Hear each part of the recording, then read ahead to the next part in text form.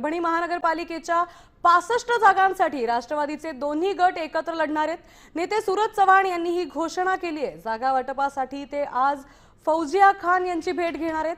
दुपारनंतर कोणाला किती जागा मिळणार हे स्पष्ट होईल। या युतीमुळे परभणीच्या राजकारणात एक मोठी खळबळ उडाली आहे।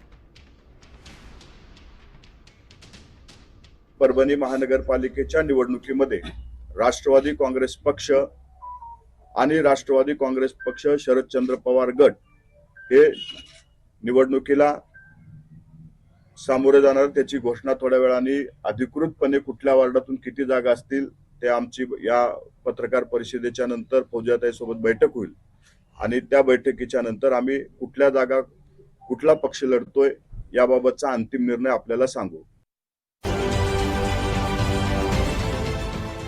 देश विदेशातील प्रत्येक घडामोडींचे लाईव्ह अपडेट मिळवण्यासाठी आता साम टीव्हीच्या सर्व सोशल मीडिया प्लॅटफॉर्मला लाईक, फॉलो आणि सबस्क्राईब करा।